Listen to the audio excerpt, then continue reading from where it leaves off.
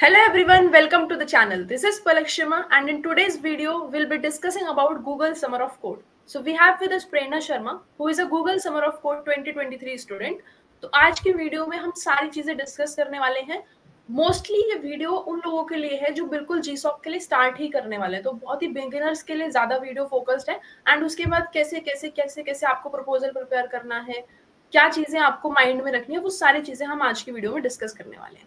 तो आइए स्टार्ट करते हैं. So hello Prerna, how are you? Hi Palak, thank you so much for inviting me to this podcast and I'm doing well. Okay, so kindly please introduce yourself. Okay, so this is Prerna Sharma and I'm currently working as a software engineer intern at Wayfair and the former Google Summer of Code developer with CircuitVerse. सो आज की video GSOC के ऊपर होने वाली है. So let's discuss. सबसे पहले कि आप मेरे को बताओ कि एक पूरी जर्नी कैसे होती है GSOC के लिए. सबसे पहला स्टेप जो हमारा GSOC क्रैक करने के लिए होता है वो है कि एक सब हमें बहुत अच्छी ऑर्गेनाइजेशन ढूंढना. बहुत अच्छी से यहाँ पर मेरा मतलब है कि एक एक्टिव ऑर्गेनाइजेशन ढूंढना, एक ऐसी ऑर्गेनाइजेशन जो आप अपने टेक स्टैक के हिसाब से उसमें आप अच्छे से कंट्रीब्यूट कर पाओ, अपने बेस्ट कंट्रीब्यूशन आप इसमें दे पाओ और कंट्रीब्यूशन करते करते साथ में नया सीख भी पाओ. तो सबसे पहला स्टेप है आपका कि आप एक ऐसी ऑर्गेनाइजेशन ढूंढें, उसके बाद उसमें अच्छे अच्छे कॉन्ट्रीब्यूशंस करें, अच्छे क्वालिटी कॉन्ट्रीब्यूशंस करें एंड देन उसके बाद फेब के अराउंड हमारे प्रोजेक्ट अनाउंस्ड होते हैं ऑर्गेनाइजेशंस में. तो आप उस टाइम पर उस पर रिसर्च करना स्टार्ट करें. प्रॉपर आप 20-25 डेज आप अपना रिसर्च पर दें. तो उसके बाद आपका जो प्रपोजल पीरियड स्टार्ट होता है एंड प्रपोजल पीरियड में आप अपना एक बहुत ही अपना बेस्ट दे के आप अपना एक प्रपोजल बनाएं एंड उसको सबमिट करें. उसके बाद का जितना भी फर्दर प्रोसीजर होता है वो ऑर्गेनाइजेशन के हाथ में होता है. तो उसमें आपका रोल सिर्फ यहीं तक है कि आप अपनी तरफ से एक बेस्टेस्ट प्रपोजल बना कर दें. तो प्रपोजल राइटिंग के लिए मतलब टिप्स क्या हो सकते हैं? आप थोड़ा टिप्स शेयर करो. जैसे अगर कोई न्यूली प्रपोजल बना रहा है अभी सिर्फ बिगिनर में, तो क्या चीज उसको मेंशन करनी चाहिए प्रपोजल के अंदर? प्रपोजल के अंदर जो आपके प्रपोजल को एक प्लस पॉइंट देता है वो आता है आपका POC is proof of concept. अगर आप अपने प्रोजेक्ट से रिलेटेड आप कैसे काम करने वाले हैं, आपकी क्या अप्रोचेज हैं, आप उसका प्रूफ ऑफ कॉन्सेप्ट अपने प्रपोजल में डालते हैं तो वो एक बहुत ही आपको प्लस पॉइंट देता है ओवर अदर पीपल, जो भी अदर कॉन्ट्रीब्यूटर जो अप्लाई कर रहे हैं. अगर आप प्रॉपर इमेजेस ऐड कर पा रहे हैं, आप सूडो कोड ऐड कर पा रहे हैं अपने प्रपोजल में एंड आपके प्रीवियस कॉन्ट्रीब्यूशंस हैं उस ऑर्गेनाइजेशन में, वो भी एक आपका प्लस पॉइंट है. अगर आपके कुछ क्वालिटी कॉन्ट्रीब्यूशंस हैं ऑर्गेनाइजेशन में तो वो आपको एक प्लस पॉइंट देता है ओवर अदर पीपल जो सेम प्रोजेक्ट पर अप्लाई कर रहे हैं. तो लाइक मतलब जो भी आपका प्रोजेक्ट है उसी का थोड़ा अगर आप चलता वर्जन, एक छोटा सा वर्जन अगर बना के दिखा पाओ तो वो एक प्रूफ ऑफ कॉन्सेप्ट की तरह वर्क करेगा. हाँ बिल्कुल. तो अगर जैसे कोई ऑर्गेनाइजेशन में किसी बिगिनर को स्टार्ट करना है तो उसको क्या टेक स्टैक आनी चाहिए कंट्रीब्यूट करने के लिए? कोई एक पर्टिकुलर लेवल है कि आपको यहाँ तक आ सकता है तभी आप कंट्रीब्यूशन स्टार्ट कर सकते हैं, या आप कभी भी कंट्रीब्यूशन स्टार्ट कर सकते हैं?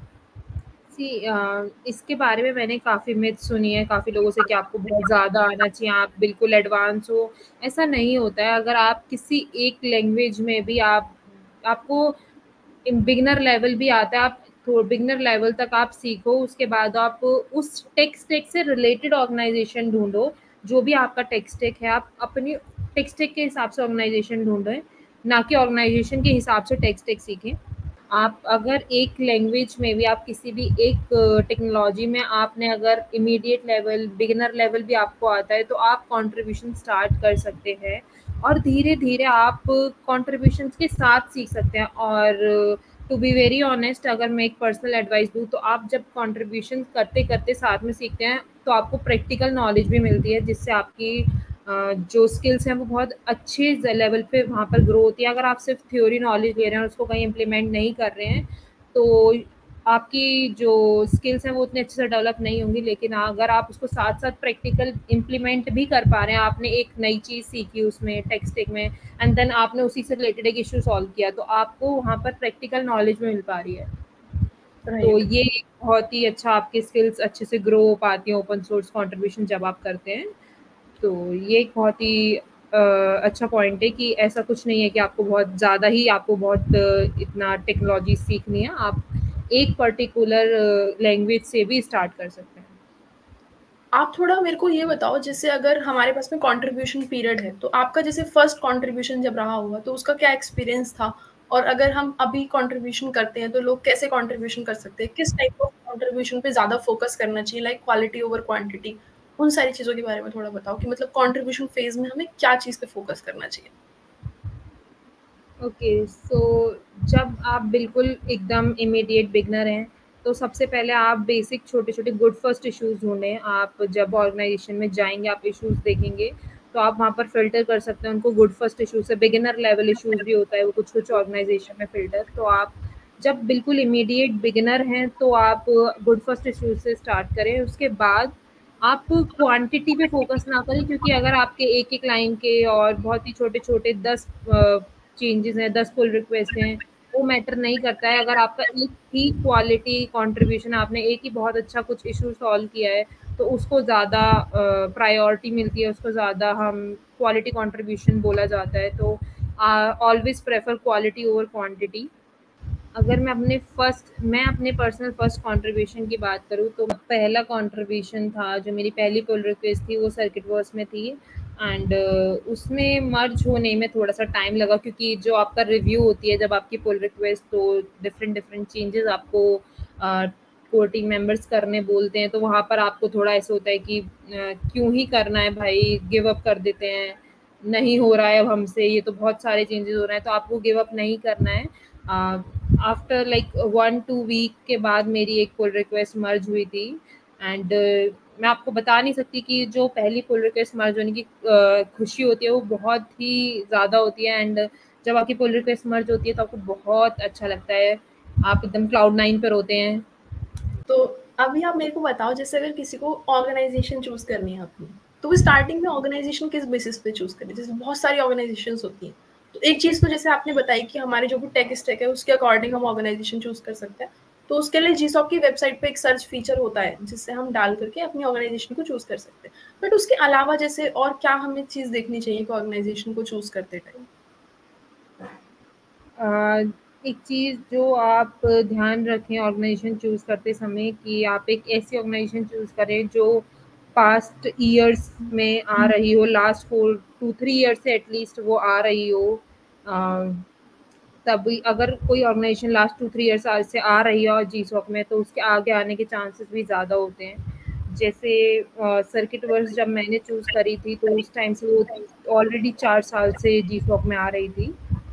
तो आप पहला पॉइंट आपका ये होना चाहिए कि आप एक ऐसी ऑर्गेनाइजेशन चूज़ करें जो कि पहले से ही आ रही हो, 2-3 साल एटलीस्ट आ चुकी हो। एंड दूसरा पॉइंट कि जो एक कम्युनिटी हो एक ऑर्गेनाइजेशन में, वो एक्टिव हो। पुल रिक्वेस्ट आपकी जो भी हो रही है, एक्टिवली मर्ज हो रही है, आपके डाउट्स हैं तो उनको एक्टिवली रिप्लाई किया जा रहा हो, आपके जो भी कोर टीम मेंबर्स हो, एडमिन्स, वो सब एक्टिव हों कम्युनिटी में, ऑर्गेनाइजेशन में। तो ये 2 पॉइंट्स आई थिंक हम सबको देखना चाहिए before starting contributing in an मतलब, तो ये सब पॉइंट आपको देखने चाहिए before starting contribution in an organisation. तो जैसे आपने सर्किट वर्स पे कंट्रीब्यूट किया था, तो आफ्टर प्रपोजल क्या चीज थी सर्किट वर्स में? जैसे कुछ ऑर्गेनाइजेशंस में अलग अलग प्रोसेस होता है आफ्टर प्रपोजल फॉर जीसॉक, तो सर्किट वर्स का क्या प्रोसेस था? प्रपोजल के बाद, हाँ, ये एक बहुत ही अच्छा पॉइंट आपने पूछा है, क्योंकि मोस्टली ऑर्गेनाइजेशंस में क्या होता है कि आपने प्रपोजल सबमिट कर दिया एंड उसके बाद सीधा आपका रिजल्ट आता है। बट सर्किट वर्स में एक चीज़ डिफरेंट है कि प्रपोजल सबमिट करने के बाद आपका एक इंटरव्यू भी होता है। उस इंटरव्यू में वो आपसे प्रपोजल से रिलेटेड आपके कुछ क्वेश्चंस पूछते हैं, आपकी अप्रोच जानते हैं, कुछ उन्हें डिस्कस करना है आपके प्रपोजल से रिलेटेड, तो वो आपसे डिस्कस करते हैं। तो ये एक एक्स्ट्रा हमारा प्रोसीजर में एक पॉइंट होता है इन सर्किट वर्स में पर्टिकुलरली। मतलब जैसे अगर कुछ कुछ ऑर्गेनाइजेशंस में इंटरव्यू नहीं होता, तो आप कोशिश करें अपने प्रपोजल में ही अपना जो भी है सारा वो अच्छे से मेंशन करें डिटेल में अपना प्रोसेस। हाँ, राइट, तो अभी प्रपोजल फेज स्टार्ट होने वाला है, तो अभी प्रपोजल बनाने के लिए आपने टिप्स दी, उसको हम और अच्छा कैसे बनाएं, जैसे रिव्यू कैसे लें मेंटर के साथ में, क्या रिव्यू लेना ज़रूरी है अपने प्रपोजल के लिए? ये एक बहुत ही अच्छा पॉइंट है जो सबको कंट्रीब्यूटर्स को याद रखना चाहिए कि आप अपना जो प्रपोज़ल बना रहे हैं वो सबमिट करने से पहले एक बार अपने मेंटर से रिव्यू ज़रूर करा लें। अगर क्योंकि जैसे सर्किट वर्ड्स में जो था प्रोसीजर में वो आपका इंटरव्यू भी होता है, तो अगर आप कुछ उनको डाउट होगा प्रपोज़ल में, कुछ आपने सही नहीं लिखा है, तो हो सकता है कि वो आप एक बार इंटरव्यू में आपको एक एक्स्ट्रा चांस मिल जाए उसको बताने का, उसको डिस्कस करने का। पर मोस्टली ऑर्गेनाइजेशन में इंटरव्यूज़ नहीं होते हैं, तो आप अपना बेस्ट अपने प्रपोज़ल में ही दें। और प्रपोज़ल लिखने के बाद, क्योंकि आप एक कंट्रीब्यूटर हैं, आपको मेंटर पॉइंट ऑफ व्यू से नहीं समझ में आ पाता है कि क्या चीज़ और बेटर हो सकती है, तो आप सबसे पहले उसको अपने मेंटर से रिव्यू करा लें एक बार, उसके बाद ही सबमिट करें। ये एक मेरी एडवाइस है। तो जब आपका जीसॉक में सिलेक्शन हो गया था, उसके बाद जब हमने जीसॉक प्रोजेक्ट पे आप वर्क कर रहे थे, उसका क्या एक्सपीरियंस था आपका?